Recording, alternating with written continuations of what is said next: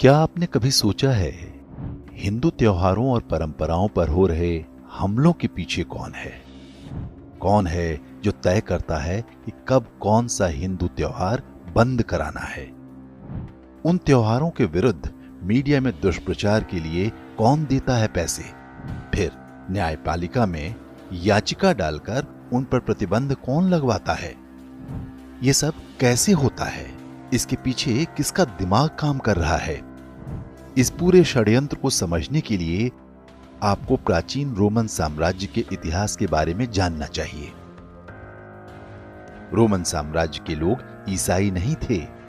उनके अपने अलग देवी देवता थे, बिल्कुल वैसे ही जैसे हिंदू धर्म के होते हैं। बहुत योजनाबद्ध तरीके से चर्च ने रोमन साम्राज्य का सफाया कर दिया। अब वही काम भारत में हिंदू सभ्यता के साथ किया जा रहा है।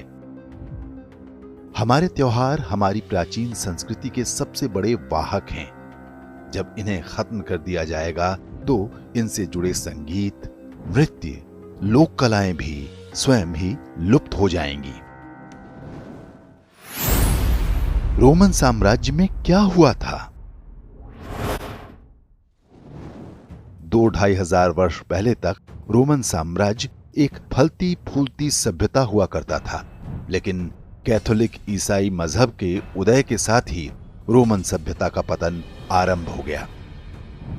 ईसवी वर्ष 380 में रोमन सम्राट थियोडोसियस ने ईसाईयत को अपने राज्य का आधिकारिक मजहब घोषित कर दिया।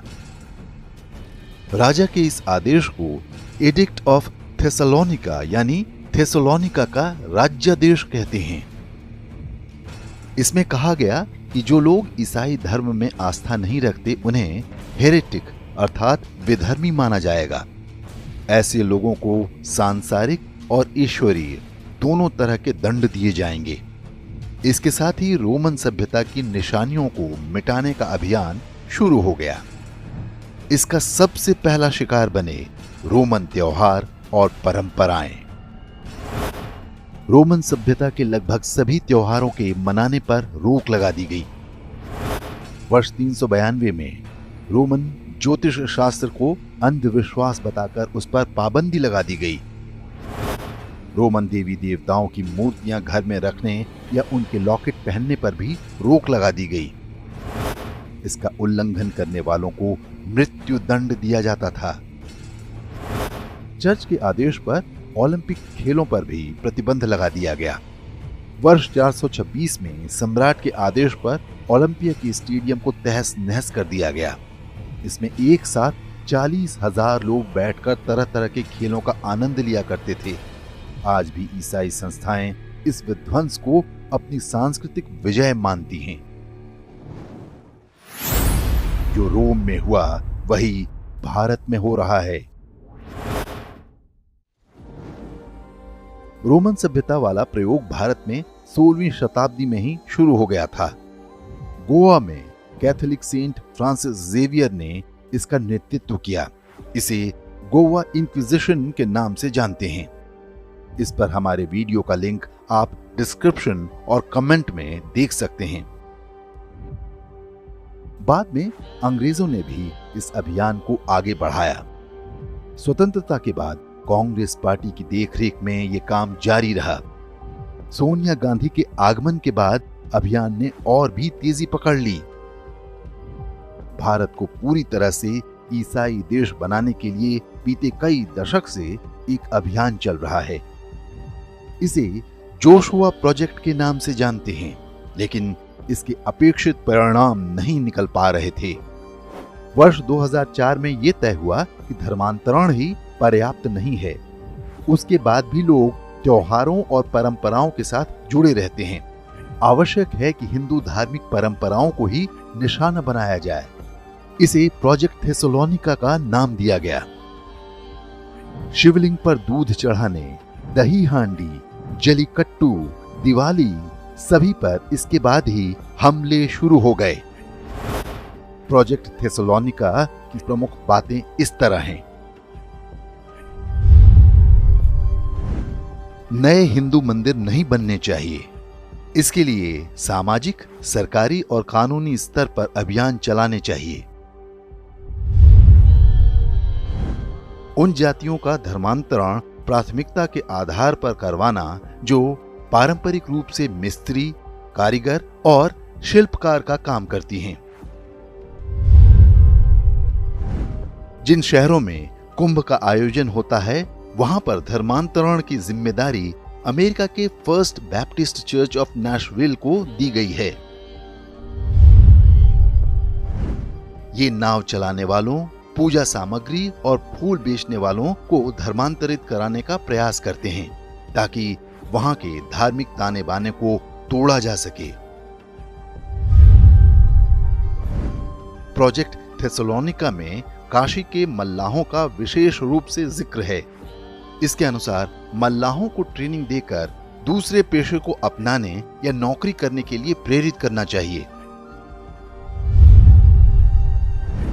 पर्यावरण के नाम पर एनजीओ खड़े करना जो हिंदू त्योहारों और परंपराओं के विरुद्ध न्यायालय में जनहित याचिकाएं डाल सकें।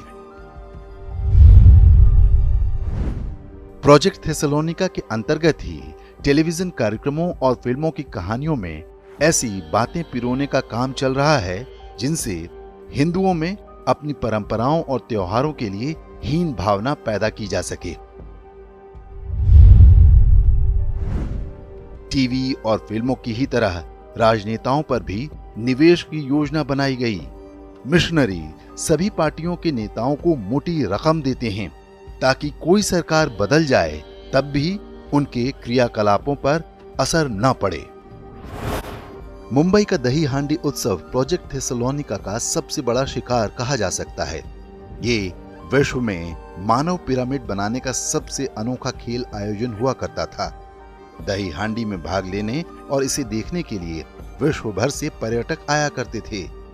सर्वोच्च न्यायालय ने दही हांडी की ऊंचाई 20 फुट तय कर दी।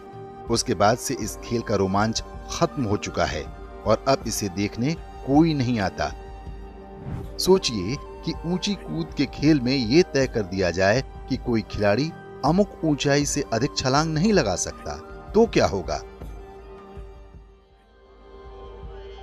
अब प्रश्न उठता है कि एक सामान्य व्यक्ति के रूप में हम और आप क्या करें? क्या चुपचाप इन षड्यंत्रों को देखते रहें? क्योंकि भारतीय सभ्यता को नष्ट करने का ये सारा खेल सरकारी तंत्र और न्यायालयों के माध्यम से खेला जा रहा है। अदालतों से लगवाए गए प्रतिबंध को हटाने का सबसे आसान तरीका है कि सरकार उससे जुड़े कानूनों में संसद के माध्यम से बदलाव करे। ये काम जब होगा तब होगा, लेकिन उससे पहले हिंदू समाज का उत्तरदायित्व है कि इन विधर्मी षड्यंत्रों के विरुद्ध सजग रहे। जो न्यायतंत्र किसी विधर्मी षड्यंत्र की कठपुतली बन चुका हो, उसका सम्मान करने की कोई संवैधानिक मजबूरी नहीं है। उनके प्रयासों के विरुद्ध बोलें और लिखें, दूसरों को भी इस बारे में बताएं, तभी सरकारों पर भी दबाव बनेगा। तभी हम यूनान, रोम और मिस्र की तरह एक दिन भारतीय सभ्यता को भी सदा के लिए मिटने से बचा पाएंगे।